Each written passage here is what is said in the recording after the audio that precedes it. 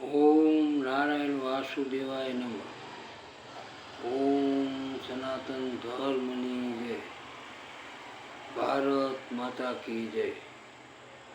જીવનમાં આપણે જ્ઞાન ભક્તિનું વર્તન કરવા અને ધર્મ ભાવનાને જાગૃત કરવા માટે સંતો એ આપેલા ઉપદેશો આપણે અહીંયા ચર્ચા કરશું. નવતા ભક્તિ જીવનમાં 9 પ્રકારની જે ભક્તિ કરી છે એમાંથી એક પ્રકારની ભક્તિને તમે વળગી રહેશો તો તમારામાં આધ્યાત્મિક ઉન્નતિ થશે. એટલે જીવનમાં આપણે તન મન ધન પવિત્ર રાખી અને ભક્તિ જ્ઞાન મર્યાદામાં આપણે જીવન જીવવું જોઈએ. આપણે ભગવાનને પરમાત્માને સદાય આપણા સમીપ સમજવાના છે. એ કોઈ આકાશમાં ઉપર નથી કે ધરતીના નીચે નથી. એ પરમાત્મા સર્વત્ર જગ્યાએ વાસ કરીને રહેલો છે. જળમાં પણ પરમાત્મા છે, ચેતનમાં પણ પરમાત્મા છે અને હરેક જીવજંતુમાં પરમાત્માનો વાસ છે. એ કીડીમાં નાનો નથી કે હાથીમાં મોટો નથી. એટલે પરમાત્મા જગતમાં સર્વત્ર એની આધ્યાત્મિક ઉર્જા ચેતનાથી જાગૃત જ છે. એટલે પરમાત્માનું ભજન કરવું એ મનુષ્ય જન્મની ખાસ મહત્ત્વનો સ્વાર્થ છે. જો મોટામાં મોટો સ્વાર્થ હોય મનુષ્યનો તો હરિભજન કરી અને ભવપાર જીવાત્માને કરાવવો એ મોટામાં મોટો સ્વાર્થ છે અને મોટાના મોટું એ કલ્યાણ છે. એટલે ગમે તે ધર્મ તમે કે કોઈ સંપ્રદાય એની નિંદા નથી કરવાની, પણ સંપ્રદાય છે એ ધર્મના ફૂલ છે અને જે સનાતન ધર્મ છે એની સુગંધ છે. એટલે સુગંધ અને જે પાંદડી ફૂલની પાંદડી એ ખરેખર જગતનું કલ્યાણ કરવા માટે જ હોય છે.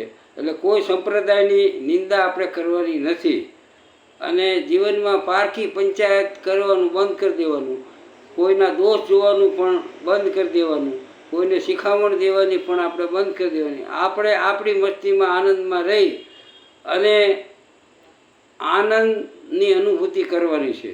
અનુભવીને એટલું રહે આનંદમાં રહેવું રહે. એટલે એકલું રહી અને આનંદમાં રહેવાનું છે. કોઈને અભાવથી જોવાનું જીવનમાં રાખવાનું નથી. કોઈની અદેખાઈ કરવાની નથી, કોઈની નિંદા નથી કરવાની, કોઈની ચાડી નથી કરવાની અને સદાય દ્રષ્ટા બની અને જીવન ગુજારવાનું છે. જીવનમાં આપણામાં જે કંઈક ખામી હોય, ચોરી નિંદા હિંસા વ્યભિચાર, એ ધીમે ધીમે તમારે સાક્ષી બનીને બંધ કરવાના છે. અને જીવનમાં મન બુદ્ધિ ચિત્ત એને શુદ્ધ રાખવા માટે, અંધકરણ પવિત્ર રાખવા માટે હરિચિંતન કરવાનું છે. હરિની શરણાગતિ સ્વીકારવાની છે અને હરિને સમર્પણ ભાવથી પ્રાર્થના ભજન કે આરાધના ઉપાસના કરવાની છે. બની શકે તો ગરીબોને બદલાની ભાવ વિના સેવા કરવી, માન સન્માનની અપેક્ષા વગર ગરીબોની સેવા કરવી અને કોઈ પણ વસ્તુ પોતાના વખાણ પોતાના મોઢે કરવાની અને પોતાના વખાણ પોતે બહુ સાંભળવાની. જો તમે પોતાના વખાણ કે સાંભળશો તો તમને અભિમાન આવી જશે અને નિંદા સાંભળશો તો તમારામાં ધૂણા આવશે. એટલે નિંદામાં જો તમે ક્ષમતા રાખી શકશો તો તમારી આધ્યાત્મિક પ્રગતિ થઈ ગણાય છે. એટલે જીવન સદવર્તન સદાચાર પરમાર્થભર્યું રાખી અને જગતના આ ઈશ્વરે બનાવેલા માનવી કે પશુ પંખી એની સેવા કરવાની ભાવના રાખવાની છે અને કોઈ પણ બદલાની અપેક્ષા રાખવાની નથી. અને આત્મભાવે તમને ઈશ્વરે નિમિત્ત બનાવ્યા હોય તો સેવા કરવાની, પણ હું કરું છું એ અભિમાન રાખવાનું નથી. પોતે સ્વયં જાગૃત અવસ્થા રાખી અને ઈશ્વર કાર્ય કરાવે છે અને એનો નિમિત્ત માત્ર હું છું એવી ભાવના રાખી અને તમે સેવા, સત્સંગ, ભજન કરશો તો તમારામાં દોષોનો અભાવ થશે. તમે તમારા જે બીજાના રાગ દ્વેષ હશે, ઈર્ષા છે એ ઓછી થશે. એટલે જીવનમાં આપણે સત્સંગનું મહત્ત્વ સમજવાનું અને સત્સંગ દ્વારા આપણા અવગુણ આપણે જાતે જોઈ અને આપણે દૂર કરવાના છે. તમને એવું હોય કે કોઈ સંત હાથ મૂકી દે ને તમારું કલ્યાણ થાય, એ શક્ય જ નથી. તમારે પાત્રતા કેળવવી પડે. પાત્રતા વિના કંઈ જ ના હોય. એટલે પાત્રતા કેળવવા માટે, પરમાત્માનો રાજીપો રહેવા માટે આપણે આપણું જીવન શુદ્ધ, પવિત્ર અને સદાચાર ભર્યું કરવું પડે. જીવનમાં આરાધના, ઉપાસના, પ્રાર્થના કરી અને પરમાત્માનું ભજન કરવું પડે. તમારામાં ટેવ હોય ગામ ગપાટા મારવાની, વાદ સંવાદ કરવાની, સ્પર્ધા કરવાની, તો એ સમયને વ્યય નહીં કરવાનો, પણ એ સમયનો તમારે સદુપયોગ કરી પ્રભુ નામ, પ્રભુ ભજન કરવાનું. અને ગામ ગપાટા કરી તમને શું ફાયદો? આઘી પાછી કરી અને તમે તમારું મન ખરાબ કરો અને દુશ્મન વધારો છો. એટલે કોઈ ગામ ગપાટા કરી અને સમયની બરબાદી નથી કરવાની.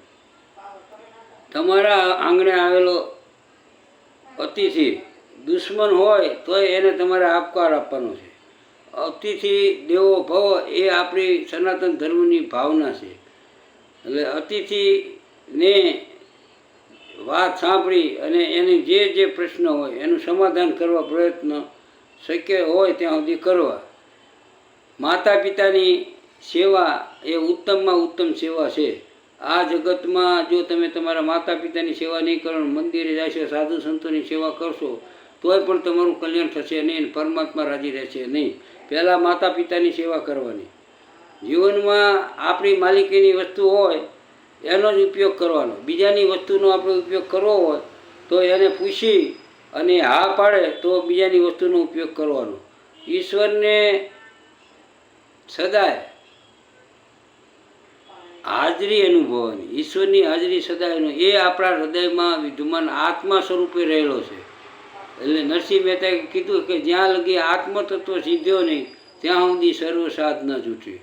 અને મીરાબાઈએ કીધું કે આત્માને ઓળખ્યા વિના રે લખ 84 નહીં મટે, ભ્રમણાને ભાંગ્યા વિના રે ભવના ફેરાની. જે આપણી ખોટી ભ્રમણા છે એ આપણે જાગૃત થઈને ભાગવાની છે. એટલે ખોટી ભ્રમણા આધિ વ્યાધિ ઉપાધિ મૂકી અને હરિભજન કરવામાં આપણું ચિત્ત લાગવું જોઈએ. અને જીવનમાં ઈશ્વરનો આધાર રાખી, ઈશ્વરની આધીનતા રાખી અને તમારો વર્તન વ્યવહાર હોવા જોઈએ. આપણા જીવનમાં કોઈ પણ કાર્ય હોય તો એ ઈશ્વરને સમર્પિત કરીને તમે કાર્યનો પ્રારંભ કરશો તો તમારામાં અહંભાવ નહીં આવે. અને આપણે એમ સમજવાનું કે ઈશ્વરની ઈચ્છાથી હું આ કાર્ય કરી રહ્યો છું, મારો અહમ કે મારો અભિમાન આમાં કંઈ કામ નહીં આવે. પ્રભુ પ્રેરણાથી હું મારું જીવનનું કર્તવ્ય કર્મ કરું છું અને ઈશ્વર કૃપા છે, મારી પર કરુણા છે, ત્યારે હું આ મારું જીવન ચલાવું છું, મારા શ્વાસોશ્વાસ લઈ ગયું છું. પરમાત્માના ભક્તિ કરવા માટે સંપૂર્ણ શ્રદ્ધા, સંપૂર્ણ વિશ્વાસ, સંપૂર્ણ શરણાગતિ, સંપૂર્ણ આધીનતા અને સંપૂર્ણ આધાર ઈશ્વર જ કરતા હશે એ ભાવના સાથે જો તમે ભક્તિ કરશો તો તમારા જીવનમાં તમને આનંદની અનુભૂતિ થશે અને દરેક જીવાત્મામાં તમે આત્માની અનુભૂતિ કરી શકશો. એટલે ઈશ્વરને સમર્પિત થયા વિના ભક્તિમાં કે જ્ઞાનમાં કંઈ વિકાસ થતો નથી. અને નકરું જ્ઞાન એ નકામું છે, નકરી ભક્તિ એ નકામી છે. ભક્તિ જ્ઞાનનો સમન્વય થાય તો તમને સંપૂર્ણ શ્રદ્ધા વિશ્વાસ દ્વારા આધ્યાત્મિક અનુભૂતિ થશે. એટલે શાસ્ત્ર વાંચન, સંતોના જે જીવન ચરિત્ર છે એનું વાંચન કરી અને આપણા પ્રશ્નનું સમાધાન એમાં શોધવાનું છે.